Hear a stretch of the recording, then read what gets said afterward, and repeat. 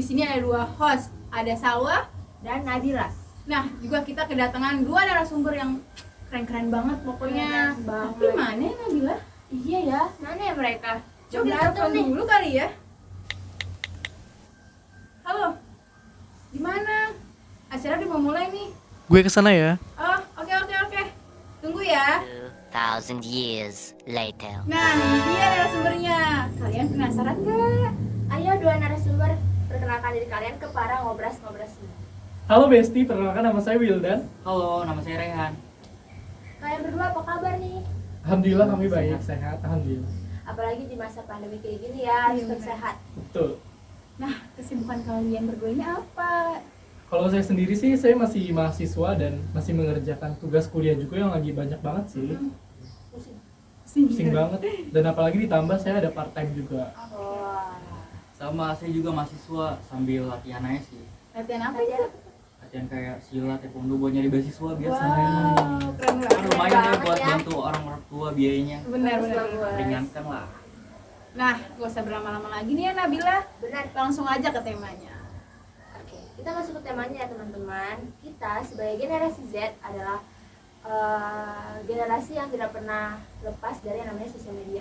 Sosial media itu memiliki banyak sekali sisi positifnya seperti berkomunikasi, menyampaikan informasi, berpesan, memberi informasi, mencari informasi dan lain sebagainya. Media sosial juga merupakan ajang kita untuk berpendapat atau saling bertukar pikiran. Nah, tapi dari semua positif-positif yang ada pada sosial media juga memiliki sisi negatifnya. Sisi negatifnya itu juga salah satunya kepada kesehatan mental para remaja dan dewasa. Coba bisa dijelasin pertama kali kalian awal mula nih kalian kenal sosial media dan sosial media apa yang kalian pergunakan pertama kali? Kalau kenal sosmed tuh dari SD. Awalnya juga nggak tahu sosmed itu apaan sih, juga kayak ngerasa nggak penting banget kan dulu kan soalnya kita mainnya kayak main biasa doang kan, belum terlalu main ke HP. Tapi teman-teman tuh mulai kayak udah rame banget ngomongin Facebook mulu, update status. Nah disitulah gue mulai cari tahu gimana sih cara bikin Facebook. Akhirnya gue kayak pertama kali tuh main Facebook lah. Di situ gue kayak awal kenal sama game Dragon City awal, terus keuntungannya juga dapat temen yang banyak gitu. Iya benar. Kayak lebih kenal kan, dulu kan nama FB gue Masaan ya. Gue tuh di dunia nyata juga ikutan dipanggil kayak, weh Masaan. Anjir. Ada panggilan baru Iya ya. benar. Iya. Atau pakai nama aneh-aneh gitu. Iya. Karena kamu itu masih alay juga Iya ya. benar. Kalau saya sendiri sih awal kenal media sosial itu waktu awal SMP ya. Di awal SMP itu saya dikenalin sama teman-teman kelas saya aplikasi Instagram. Di situ tuh awalnya saya belum kenal siapa-siapa tuh, baru teman-teman kelas saya aja. Nah, setelah saya memakai Instagram itu fiturnya banyak banget gitu loh. Jadi saya bisa berteman dengan teman kelas saya maupun teman yang ada di luar kelas saya. Dan di aplikasi Instagram itu kita bisa menambah wawasan juga, bisa menambah relasi juga gitu loh, dan berkomunikasi jadi semakin lancar Ya, gitu. betul banget. Apalagi teman-teman yang udah lama nggak ketemu terus bisa Iya, berkomunikasi mulai lagi. Betul banget, gampang Iya banget. benar-benar. Apalagi biasanya orang-orang kan nggak tahu nomornya, terus cari Iya, Instagram. benar. Stalking. Stalking ya, stalking. Atau dari foto-foto kan ya masukin Iya, fitur-fitur. bener. Kan banyak Betul. tuh fitur-fitur Instagram ya Betul kan. banget. Sama Facebook juga. Pertanyaannya ini apa sih keuntungan sosial media bagi kalian, menurut kalian gitu? Yang pertama, sebagai mahasiswa pasti keuntungan pertamanya tuh kayak nyari jawaban lebih gampang ya, apalagi kan Bener. habis online corona, jadi belajar tuh bisa di mana aja sambil ngapain aja. Jadi materinya ada di sosmed juga Iya, ya. beda kayak dulu sekolah harus ke sekolah bangun pagi-pagi. Sekarang kan enggak, kita jadi kayak bisa ngelakuin apa yang kita mau dulu, misalkan olahraga lah, ngopi, jadi nyantai sih. Kalau menurut saya sendiri, di era yang udah berkembang saat ini, sosmed tuh udah banyak banget fitur-fitur yang mendukung kita untuk berkomunikasi ya kan. Manfaat tersebut umumnya dirasakan oleh banyak orang, terkhususnya buat saya sendiri gitu loh. Dalam berkomunikasi jadi saya semakin lancar, jadi semakin efisien. Berkomunikasi juga saya menjadi lebih bisa mengenal orang lain di luar sana gitu kan, dan juga bisa menambah wawasan kita dan pengetahuan. Jadi pengetahuan kita tuh nggak cuma di situ-situ aja gitu loh. Jadi pengetahuan yang baru akan masuk ke kita dengan lewat sosial media gitu. Itu sih kalau menurut saya. Juga banyak informasi-informasi yang bisa kita dapat Bener dari banget, sosial ya. media Bener. ya, banyak banget sekarang Iya. kayak orang-orang tuh masukin informasi-informasi tuh ke sosial media. Betul banget, dan informasinya tuh yang beragam dan juga positif sih tentunya. Bahkan sekarang sosial media itu juga digunakan untuk jual beli barang. Iya. Terus kayak Cari online jodoh. shop gitu. Cari jodoh. Iya benar. Betul Dari banget. aplikasi cari jodoh. Iya, benar. Banyak banget ya ternyata manfaat dari sosial media ini. Nah, pertanyaan selanjutnya, apa sih dampak dari sosial media bagi kesehatan mental menurut kalian berdua? Kalau gue sendiri ya, yang gue rasain banget tuh kayak insecure. Apalagi kalau kita nge-follow orang-orang yang jauh di atas kita tuh, ya walaupun insecure rasanya wajar ya, yang gak wajar tuh sampai kayak kita ngebanding-bandingin diri kita. Padahal kita juga gak perlu lebih baik dari orang lain, cukup lebih baik dari hari kemarin ya kan. Apalagi sampai ada orang yang saking pengen dilihat perfectnya sampai dia ngepalsuin harga diri dia sendiri. Misalkan pamer barang tapi minjem dari orang. Gak apa-apa sih, tapi kalau misalkan niatnya disalahgunakan kayak buat nyari jodoh, kan kasian juga jodohnya ya. Benar. Ternyata itu tuh bukan barang dia, akhirnya Iya. ceweknya yang rugi deh. Itu sih. Memaksakan kehendak. Iya. Kalau menurut saya pribadi sih, akhir-akhir ini saya merasakan banget sih dampak sosial media bagi kesehatan mental saya gitu. Karena akhir-akhir ini saya, apalagi kan kita COVID-19 ini kan akhir-akhir ini kita harus berdiam diri di rumah Iya. gitu kan. Jadi mau gak mau kita harus berteman sama yang namanya sosial media gitu. Kita bisa berkomunikasi dengan teman-teman lewat sosial media. Jadi kita seakan-akan lupa dengan dunia asli kita gitu loh. Dan juga sih untuk akhir-akhir ini saya merasakan tiap malam tuh saya sering overthinking, memikirkan hal-hal yang gak perlu sebenarnya saya pikirin gitu Iya. loh. Karena hal-hal yang gak perlu saya pikirin tuh jadi momok tersendiri dan membuat ketakutan saya tersendiri sih. Dan mengakibatkan pola tidur saya tuh jadi kacau banget deh gitu kan. Terus juga bener sih yang tadi Rehan bilang insecure. Insecure itu udah jadi penyakit saya. Apalagi anak muda zaman sekarang Iya, kan bener. insecure banget tuh. Benar-benar Sekarang anak muda zaman sekarang tuh banyak banget masalahnya. Kayak Bener tadi banget. tidurnya nggak dijaga, terus kepikiran overthinking malam-malam, Betul banget. Terus insecure yang berpenyakit banget. penyakit banget. Pokoknya nggak apa-apa deh main banyak sosmed, asalkan mental kalian kuat. Iya, Kalau mental benar. kalian gak kuat, mendingan kayak Jauh-jauh. fokus perbaikin diri sendiri Betul aja, banget. jangan terlalu banyak main sosmed.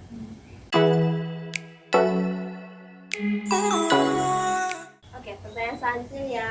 Menurut kalian gimana sih kepedulian masyarakat tentang kondisi kesehatan mental mereka?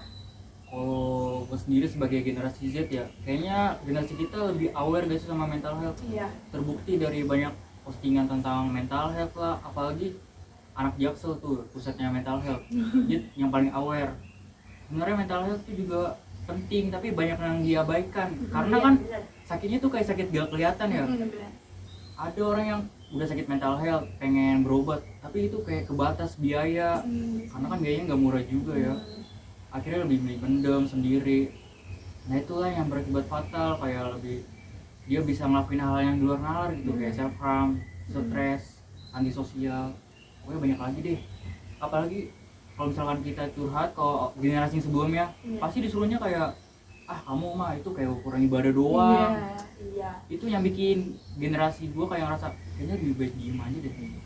Lebih baik mendem ya. Iya. Karena mungkin dia cerita sama orang yang kurang tepat. Iya, Jadi benar. solusinya juga nggak masuk ke yang dirasakan.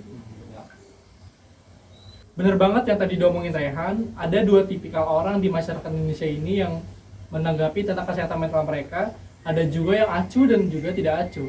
Yang acuh ini ya mereka membiarkan aja sih kesehatan mental mereka gitu, dengan dia berdiam aja, dia nggak mau cerita sama teman-temannya, dia nggak mau bersosialisasi dengan orang lain sampai dia tuh mengakibatkan stres yang berlebihan. Nah untuk tipikal yang acuh, dia tuh berobat atau datengin ke ahli yang proper dengan bidangnya gitu, semacam psikiater gitu kan. Jangan sampai kalian itu stres berlebihan sampai menyakiti diri kalian masing-masing gitu. Contohnya kayak cutting ya kan. Anak zaman sekarang tuh sering banget begitu tuh, apalagi teman saya punya pengalaman, saya nggak mau nyebutin nama, dia tuh kadang kalau lagi galau atau lagi stres berlebihan tuh dia punya kebiasaan buruk cutting guys. Jadi kalian tuh jangan sampai ngikutin kayak gitu ya Besti, dan juga jangan sampai amit-amit kalian tuh menghilangkan nyawa kalian sendiri gitu loh. Itu kan merugikan diri sendiri ya, kayak cutting kan Bener banget. yang ngerasain sakit sendiri diri sendiri gitu. Terus lebih kayak memendam rasa sendiri tuh jadi kayak gimana ya, menyakiti diri sendiri gitu pokoknya. Takutnya nanti ada hal yang dipendam itu jatuhnya nanti seperti bom waktu gitu. Iya, benar. Hal-hal yang dipendam sama orang-orang yang punya kesehatan mental yang buruk, hal-hal yang dipendam itu akan menjadi bom waktu mereka sendiri. Kapanpun mereka meledak, mereka bisa marah dengan tiba-tiba sih. Emosinya nggak bisa stabil.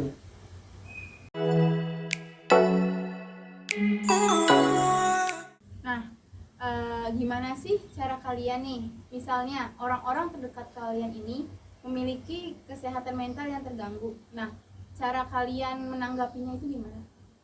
Kalau gua sih kalau saya sih ya, yang pertama yang pasti itu jangan dijudge. Karena kebanyakan dari kita, misalkan ada orang yang berbeda dari perilaku kita pasti langsung apaan sih ini anak, lu asik dikit ngapa, padahal kita perlu juga jadi teman cerita, tanya pasti dia ngelakuin sesuatu itu ada sebabnya nggak sih dia.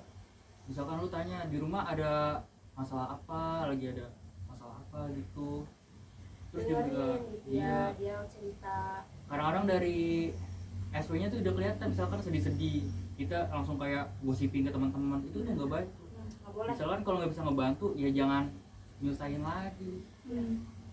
Setidaknya kalau misalnya nggak bisa ngebantu ya udah gitu loh, nggak usah Iya. ngejudge, nggak usah kayak dikata-katain gitu. Cukup tahu aja ya. Cukup tahu.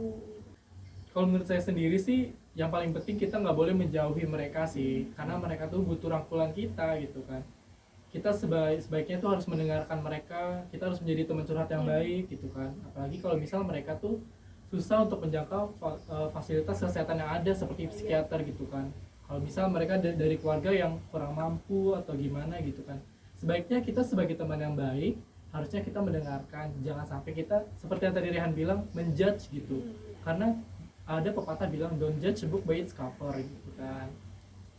Karena kita nggak tahu yang mereka alami, yang mereka Betul jalani, ya kan, yang mereka lewati. Minimal kalau misalnya nggak bisa ngebantu ya udah gitu kan. Betul banget. Lebih baik diam daripada kita menjudge mereka yang punya kesehatan mentalnya terganggu gitu. Biasanya orang yang kayak gitu nggak butuh saran juga, mereka cuma butuh teman, mendengarkan, teman ngobrol, teman cerita, lain-lainnya, supaya mereka tuh ngerasa oh aku nggak sendirian gitu, aku ada teman gitu. Oke, pertanyaan terakhir nih ya, menurut kalian ada nggak sih tips and trick dalam kita bersosial media yang baik itu seperti apa gitu? Kalau dari saya sendiri ya, kayak yang pertama tadi, kalau misalkan mental kita belum terlalu kuat, lebih baik kita tuh fokus di dunia nyata, kayak perbanyak baca buku, belajar. Karena di sosmed tuh banyak sih baiknya, tapi buruknya juga gak kalah banyaknya. Benar. Kalau kita salah langkah aja bisa bahaya banget. Kalau menurut saya pribadi sih, lebih bijaklah kita dalam memilih media sosial apa yang kita gunakan dan konten apa yang akan kita lihat. Jangan sampai media dan konten tersebut menjadi bumerang bagi kita sendiri dan dapat menyebabkan gangguan kesehatan mental kita gitu loh. Dan untuk kalian yang sebagai pelaku pembuat konten, sebisa mungkin ciptakanlah kondisi sosial media atau konten-konten yang positif, sehingga kami sebagai penikmat konten gitu bisa mendapatkan atau merasakan hal-hal yang kalian akan berikan yang positif juga gitu loh. Itu sih. Jadi semuanya tuh balik kepada si pembuat konten. Betul banget. Dan yang paling terpenting juga dari diri kita sendiri sih. Benar. Bagaimana menyikapinya, terus Betul. membuang yang baik dan mengambil yang Betul membuang yang banget. buruk dan mengambil yang baik. Betul banget. Bahkan kalau kita kreatif, media sosial tuh bisa buat jadi bahan pencarian uang ya. Iya, betul banget. Endorse, Bener iklan. banget. Betul banget. Karena media sosial sekarang kan udah beragam ya, kayak tadi sebelumnya yang pertama kali Nabila bilang bisa buat berjualan ya kan, mencari rezeki. Jadi sebaik-baiknya kita aja menggunakan sosial media itu sendiri. Betul. Media sosial ini memang banyak banget manfaatnya. bagi anak-anak, bagi remaja, bahkan orang tua pun sekarang menggunakan sosial media. Namun ada baiknya kita sebagai pengguna itu memilih media dan konten mana yang akan kita konsumsi dan kita lihat setiap hari.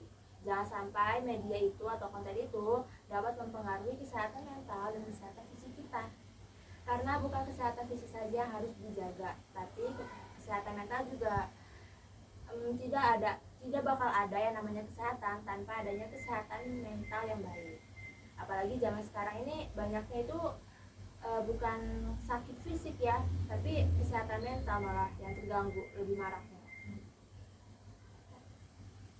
Jadi jangan pernah meremehkan yang namanya kesehatan mental ya Besti. Ya, Karena benar. kesehatan mental itu penting juga untuk dipikirkan. Iya. Nah, bener banget tadi kita udah dengar kata-kata Nabila juga, dan kita udah mendengarkan pengalaman dan cerita dari Rehan dan Wildan ya. Semoga dari cerita kita kali ini dapat ada yang bisa dapat kita ambil, dan juga mohon maaf kalau misalnya dari kita berempat ada kekurangan atau kesalahan perbuatan atau kata-kata yang kita salah. Terima kasih buat Wildan dan Rehan ya, Ya, sudah makasih ya datang Wildan share. sudah meluangkan waktu untuk di acara ngobrol. Benar. Sekian aja kali ya kita penutup. Ya. Sekian aja kali ya. Sekian ya guys. Dah, sampai Dah. jumpa lagi.